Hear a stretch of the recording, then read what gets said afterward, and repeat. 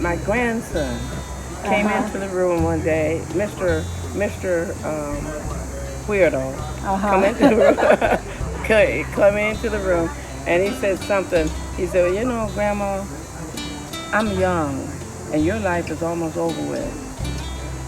And I looked at it and I said, now, I won't say his name, but I said, let me just tell you, the way I feel right now, if you keep on talking like that, your life will be over with. Your life gonna be over with. Okay, I'm gonna cut that short. I said, have you thought about that? And so then he grinned and walked out of the bedroom. But yeah, your life is over with. Oh, he wanted to get something. He said, well, I need it, but you don't need it because your life, I got a whole life ahead of me, and your life is almost over with.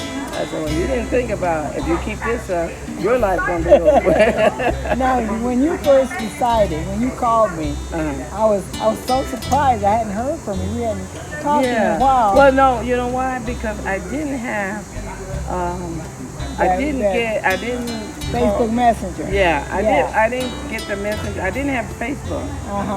Okay, I didn't have Facebook, and so I just always avoided Facebook. Not until Anna came up to me and said, "Isn't this your cousin?" I said, "Oh my goodness!" I said, "Janetta." I said, "Oh." She said, "We can call her now," and that's how we called you one time early in the morning. Okay, but I was late at night. That's what it was, and I said, "That's Janetta."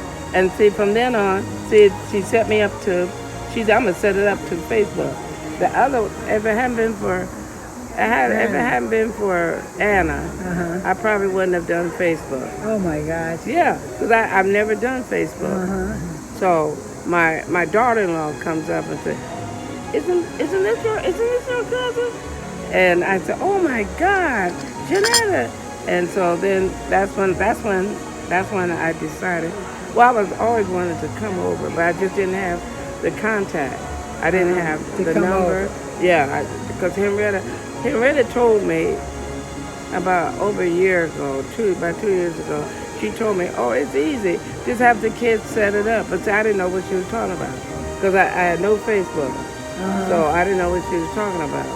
But if I had had someone that had seen you other than at the house, like Anna, you see, that's how I got you. I said, that's my cousin, and I showed the rest of my family, and you said, who is Anna? Who is Anna? I don't know Anna. She asked me to be could she be my friend? I don't know her. Yeah. I said, well, that's my daughter-in-law. So that's how I got that. I just think it's fantastic. Yeah, well, you know, one of the things about it is when you stay open to try new adventures, you know, and you told me, you said, I'm coming. And I got to go. I got this doctor's appointment. I'm going to schedule this. I'm going to talk with my doctor about this. Yeah. I'm coming. Yeah, I had a hard time. Yeah, I'm coming. I needed to find out what all I need for as far as to sustain. To be healthy, get my shots, what shots I need, so forth. And so there was UCLA has a travel department that for people who leave the country and are patients of theirs, okay? But they made the appointment. I called them in October. They made it the 20th of November. I said, look at all that time. Where am I going to sit up here and wait? So then I called my primary, and then she picked a time where she could spend on the phone, and she said, we did a video. And so she said, this is what you need. I don't want you to take this, do this, get this, and so forth. And I went over the list, and I said, thank you. And then I said, well, give me some antibiotics just in case I get the bronchitis. And so she said, I don't like doing that. I said, well, you know, I'm so far out of the country, it might be difficult for me to get the correct bronchitis. Yeah, you're right. Yeah. So she said, okay, but she said, promise me, you will not use this until you need it. I said, you know I know that. Yeah. You know, so that was it.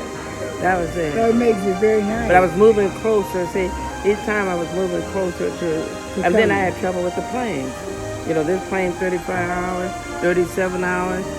So some of them, Patrick, would take like 2 days to get here. So you kept on looking until you over found 2 it. days. So Yeah, you kept on I looking. kept on looking. You didn't do it once. You had to keep looking. No, I had to keep on looking. Keep on looking. Then finally, all of a sudden, KLM. I said, "Oh, 19 hours." I said, "Oh," I said, "Let me get that." I didn't even look no more, and I bought my ticket. But like Charles, they took Charles. He didn't mind it. But friends, yeah, they took they took. Wow. Just like with some of my doctors are younger, except for one, are younger than me. And I sat up there and I said, "So what are you trying to say?" See, because they don't have patients my age that talk like that. You know, talk like that. And they said, "Well, what?" I said, you need to clarify it." Or I would say, "Doctor, in other words, what you're telling me, you want me to be sick for these 2 months till you do the test." Well, that's not, see, you didn't think about that. You start stammering. I said, "Well, I've already reported it to my first primary doctor. So then he gets in shape." But I go in and I said, "No, I'm not talking about that. I'm asking you a question and you didn't answer." So when you like I tell my kids, I think don't say nothing because the fact is that how much they gonna tell me. So you're just giving some people opportunity to see, to learn and see other places besides just sitting there, just sitting there. Because I don't mind, I jump on that plane, which I did. When I decided, I said, okay, I'm going to go in September. And then I hang around. I said, now it's October. I said, okay, wait a minute. I said, pretty soon it's going to be November, December. And then I said, I'm stuck because I don't want to go in December because of the heavy rain. So I said, now I need to get this thing together. And that's why I started. I said, let me open up my thing and look for trips to Arusha, plane trips. What plane can I catch? And so when I decided and got the ticket, I told the kids, I'm on my way. And that's what I like about my kids. They're open. I like what Sean said, "Grandma, I want to go. I want to go." She said, "I haven't met Janetta, but I want to go." And she said, "I've been studying foreign countries for future retirement." And she said, Tanzania is one of them. And but she said she got the 1-year-old. So if she had the older one, then she would have went. But she got the baby, the 1-year-old. So she said, well, I got the 1-year-old. Because she went with me to Jamaica and stuff and to Mexico. Okay, and so here I'm getting ready. So she's about the only one that jumped and said, "Grandma, I'll go with you." By the time she gets opportunity to come, maybe a 1-year-old be 2 or 3. Yeah, he'd be older. Yeah, then there's nobody. By that time, if I'm still here in Tanzania here, I don't see any sign. She sure wanted to. She wasn't. That's the one you talked to on the phone. Yeah, and I think Maggie, in training her, she's with me that long. Then I'd have somebody that she wanted to go someplace and do something. I could say, well, you can leave your baby here, your son or daughter here, and Maggie will make sure that. But she can't leave it with her mother-in-law because her mother-in-law still works, and then her mother-in-law takes care of her mother who's 96 years old. That's what I told somebody. I said, if my son and daughter start taking care of me now, what if I live till I'm 100? I don't want them to. And then when I get 100, you will be 80. It goes so, Patrick. Your age goes so fast. Right now, you're just going along young and going along and you seem like slowly maturing. Like a long day. But then once you reach about 60 years old, 70 years old, then you say, oh my God, all those years went by so fast. Now, for us, all of our aunties and uncles that were around for us to look at our uncles, they're all gone. Okay.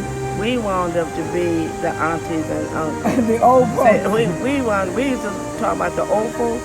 Now we are the old folks. And it's a shock because we said, oh my God, we're the old folks. Okay, because all the ones they went so fast, but they went a decent age. But you get to this, you get 60, 70. Then if you're blessed, you get to 80, and then and maybe further. But you know, we used to look at our aunt and uncles and talk to them and go visit them. Now we're the ones, we're the old. Yeah. Okay, and it's kind of hard. It was hard for me to think about it because I always look for my aunt and uncle to talk to advice. No, now we're it. So yeah, we're it. And for us to say that we're it, it came so fast. It came so fast. So so you know, it's an opportunity. So when people say, well, why are you going? Well, I'm going just to go. I mean, I'm not working. So, And that's some of the things you work towards. yeah, To be able to free to go with. yeah. I mean, well, that's why the thinking, being able to decide what you want to do and make choices, but to have that stripped away, like my friend Ellen, have school teachers just turned 65, she retired, and then she got this Alzheimer's about 3 years ago. So 3 years after she retired, she gets Alzheimer's.